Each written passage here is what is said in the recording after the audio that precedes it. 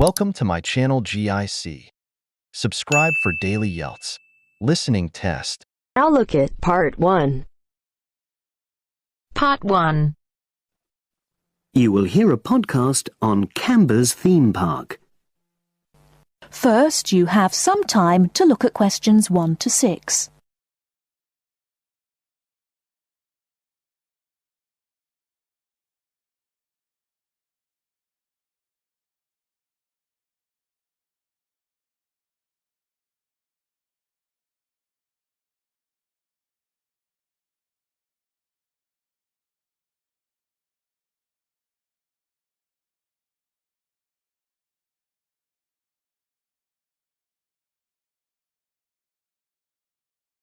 You should answer the questions as you listen, because you will not hear the recording a second time. Listen carefully and answer questions 1 to 6. Welcome to Camber's Park podcast.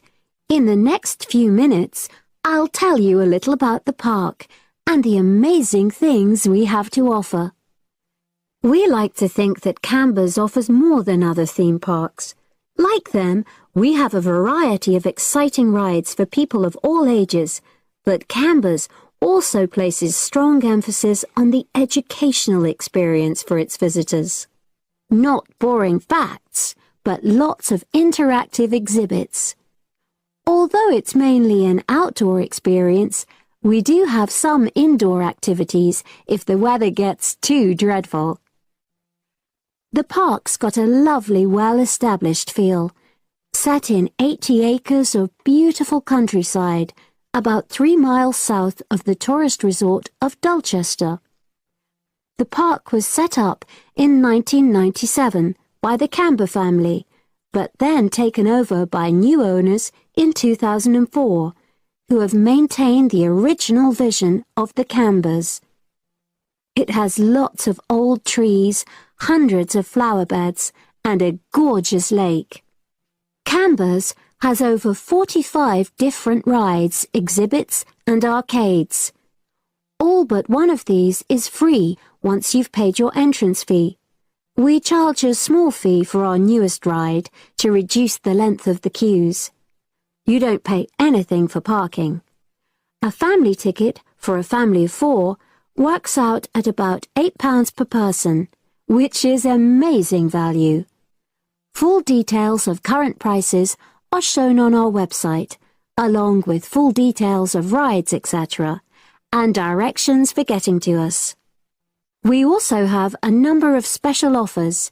For example, if you live locally, why not join our Adventurers Club, which entitles you to 50% off ticket prices all year round, and a special lane for all rides and exhibits, which means you don't have to wait to get into any part of the park. See the Offers tab on the website. We've recently added a number of new exhibits to the park, and we're particularly proud of our Future Farm Zone, which houses over 20 different species of animals, from chipmunks to dairy cows. The emphasis is on getting near to the animals. All of them can be petted, and you can buy food for feeding the animals. Many of our younger visitors say that this is the high point of their visit. And speaking of food, don't let the animals have all the fun. We have a total of 7 different catering outlets on the site. We're open 10 to 5:30 all year round, and cold drinks and snacks can be bought at any time during opening hours. And hot food is available most of the day in the Hungry Horse Cafe from 11 until 5, just half an hour before closing time. Before you hear the rest of the conversation, you have some time to look at questions 7 to 10.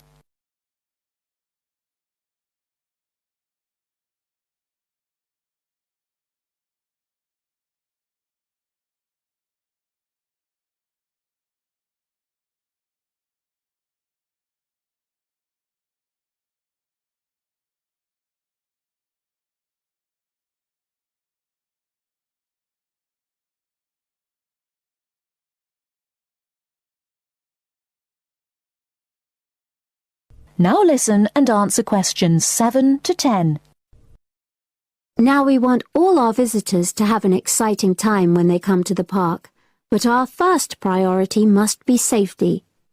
Parents and guardians know their children's behavior and capabilities, but here at the park, we have set certain conditions for each of the rides to ensure that all visitors get the maximum enjoyment out of the experience and feel secure at all times. There are 4 major rides at the park. Our newest ride is the River Adventure, which is designed to reproduce the experience of whitewater rafting. No amount of protective clothing would make any difference, so only go on this ride if you're prepared to get wet. Children under 8 can go on this ride, but all under 16s must have an adult with them. Not all of our rides are designed for thrills and spills. Our Jungle Gym roller coaster is a gentler version of the classic Loop-the-Loop, specially created for whole family enjoyment, from the smallest children to elderly grandparents, suitable for all levels of disability and health conditions.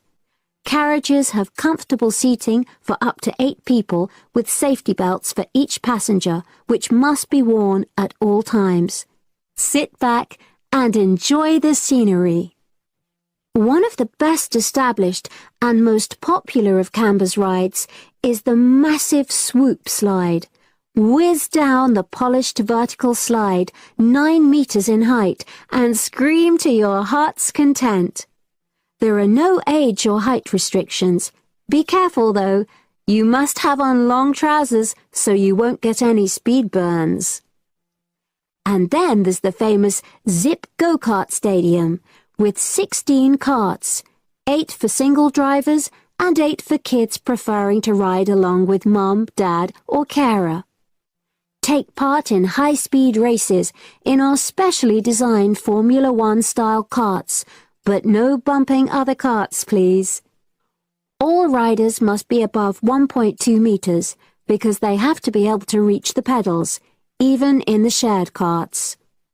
Full details of all safety features are available on our website at www.camberspark.com. So come and make a day of it at Camber's Theme Park. That is the end of part 1. You now have half a minute to check your answers. Now turns to part 2. Part 2. You will hear a lecturer discussing the possibility of creating nuclear fusion. First, you have some time to look at questions 11 to 15.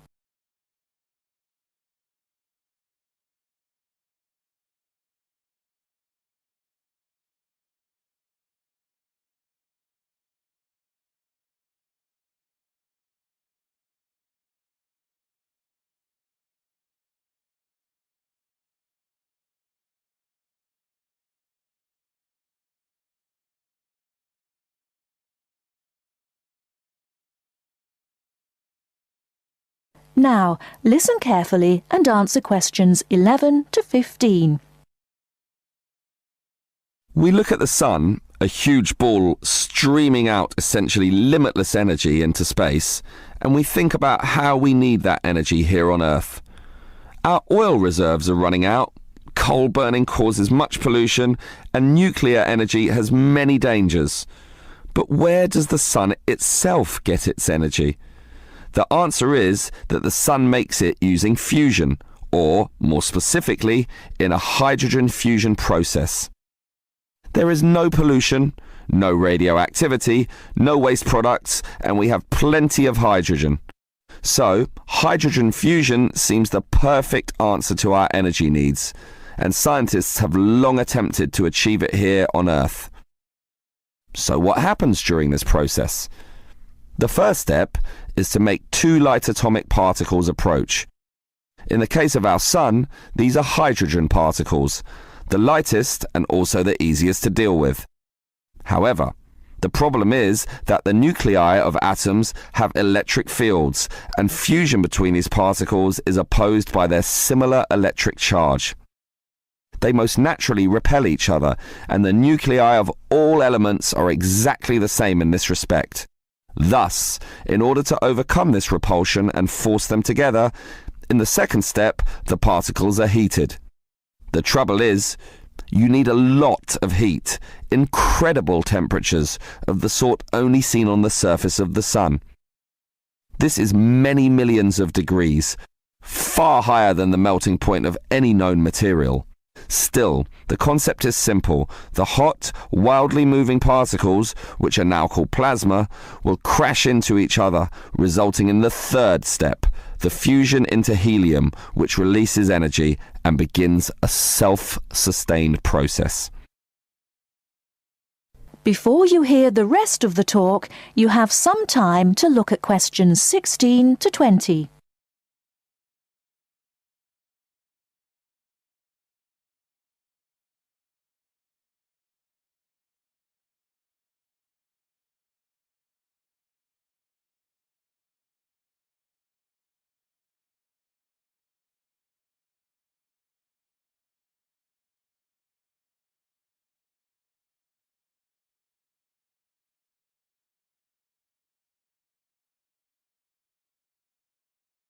Now listen and answer questions 16 to 20.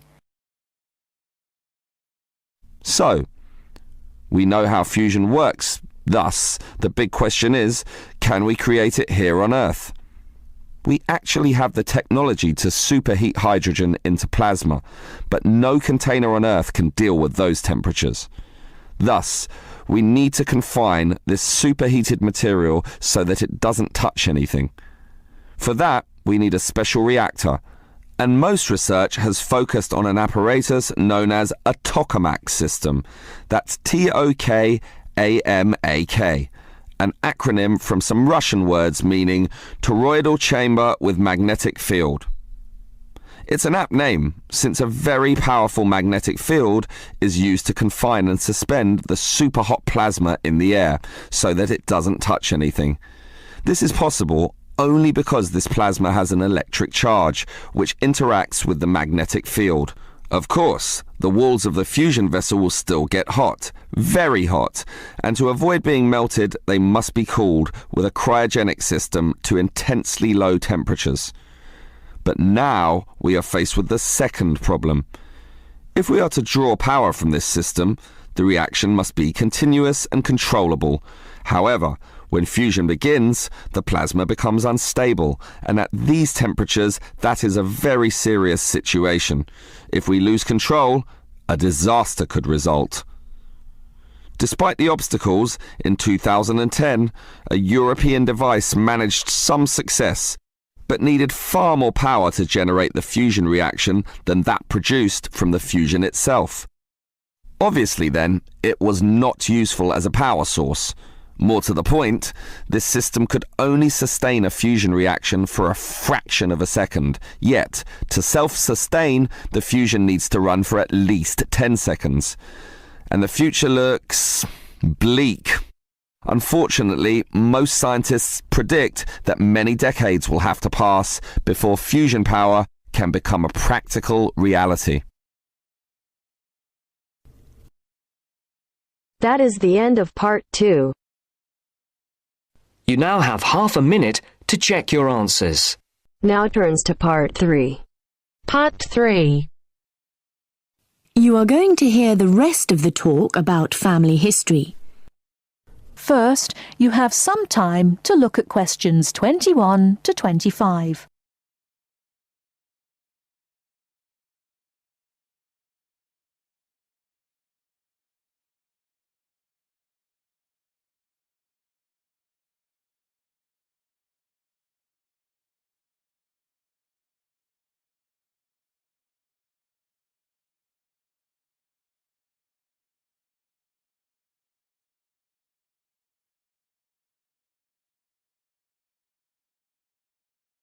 Now listen carefully and answer questions 21 to 25. So, that's a few ideas about getting information, but what about methods of recording it? Of course, you can just write down what family members say, But it's even better if you can use a tape, so that you can record them as they're talking. Then you don't have to worry too much about making mistakes. You'll always be able to listen to it again. But whatever method you do use to record information, remember that it's very important to make a note of exactly how you got it. So, if you are using tape, always start the recording by saying the date and the place, as well as the name of the person you're interviewing. So, apart from people's memories, where else can you find information? Well, there are all sorts of documents, and they can be extremely useful. People keep lots of kinds of documents in the home, like photos or letters or diaries or birth certificates. And some people keep things from newspapers, like obituaries. Obituaries are announcements of a person's death, and they usually contain a lot of detail about that individual, like address, occupation, date of death, as well as the names and ages of the widow or widower and the dead person's children. So, be creative. Look around your home or the home of your relatives for any items that might contain clues, such as these about your family history. Okay? Before you hear the rest of the talk, you have some time to look at questions 26 to 30.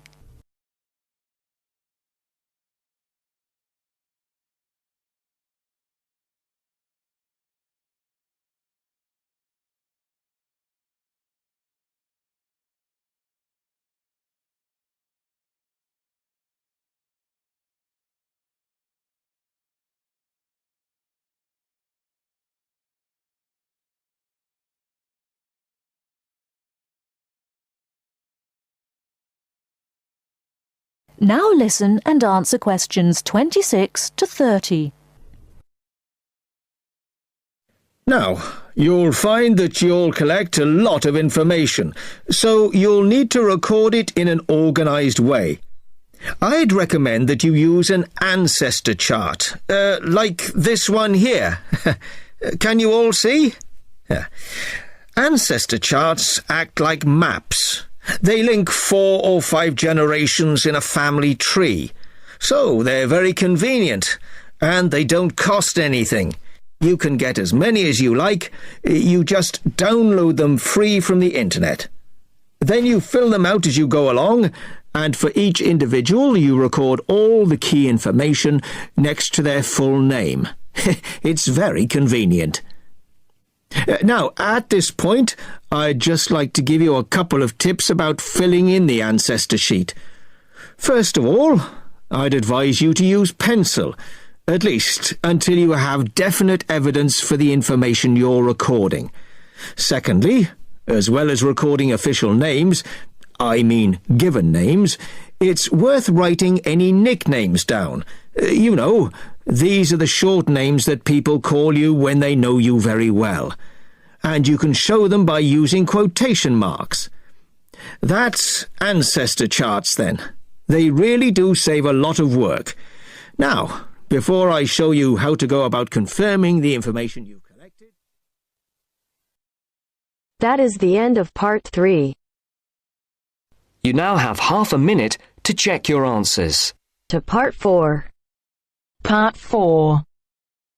You will hear part of a lecture on cities of the future. You now have 30 seconds to read questions 31 to 37.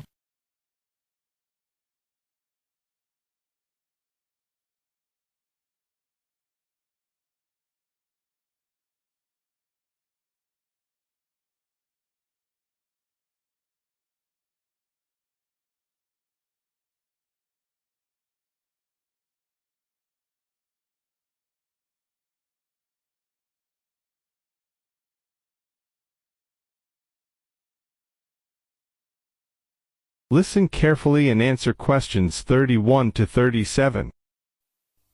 Okay, we've been looking at how societies will develop in the future and at the increase in the size of cities. So I want to talk to you today about the key considerations in these cities of the future.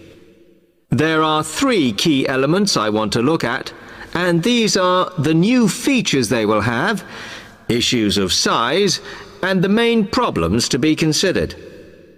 First of all, individual transportation will be a big factor in these new megacities as public transport becomes unmanageable. There'll be a huge rise in the use of segways, which are personal transporters like motorized scooters. As a result, and partly also to reduce pollution, roads will be altered so that they are narrower and will take up less of a city's space than they do currently.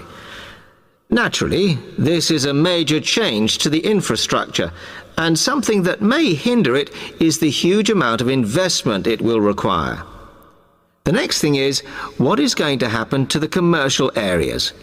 We do not want these to become even larger concrete jungles than they are at present, so we have to look at design. And current designs for city development include building gardens on the roofs of these buildings to make a more pleasant environment for workers. And you may think that these areas will expand to cope with increased commercial activity. In fact, the prediction is that they will cover 1/5 of the area that they do at present as we build upwards. The exception to this is shopping centres, which we predict will expand with more and more temperature-controlled malls. What may cause difficulties is that the superstores will be confined to the outer edges of the city, as they will be too big to fit into the new malls. Then, of course, there are the residential areas, and these will undergo their own changes. One particular development will be houses which are built from glass, as innovations in this material allow it to provide light without causing problems with temperature inside a building. The residential areas will not be allowed to expand without limit, as happens in some areas at present, and their size will be restricted to a population of 15,000. One issue, which has yet to be resolved, and I'm not sure it ever will be, is how we manage to house older residents. They will be increasing in numbers as time goes on. Finally, how will these cities live? We know we have limited energy sources, so what will we do? Well, something currently in development, which will be a feature, is that waste is going to become an energy source. For example, to provide gas in homes. Also, as new technology and systems are developed, we will find that energy plants will become smaller. Another energy source we could use, but one which raises issues of having enough space and too much noise, is wind farms. Because of the problems, I'm not convinced these will be the grand solution to our energy problems that we thought they were going to be. Now you have some time to look at questions 38 to 40.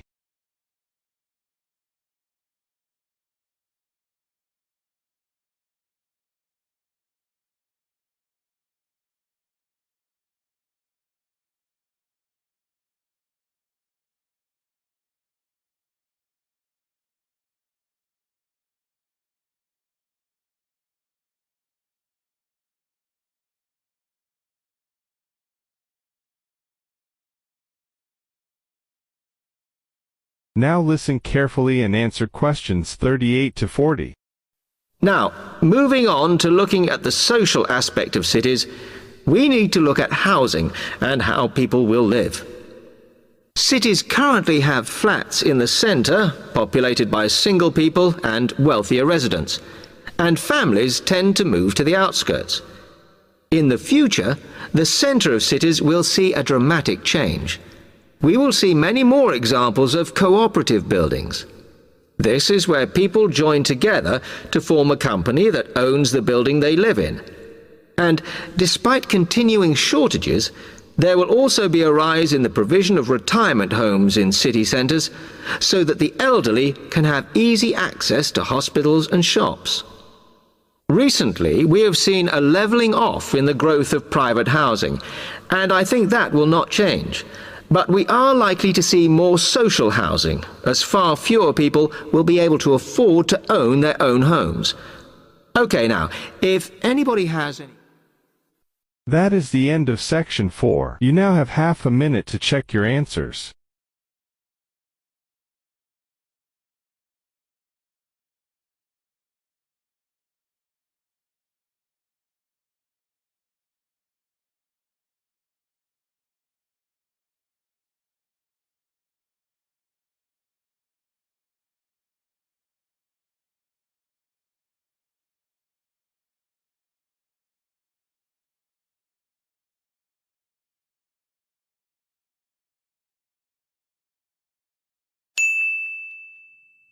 Thanks for watching. Please subscribe my channel.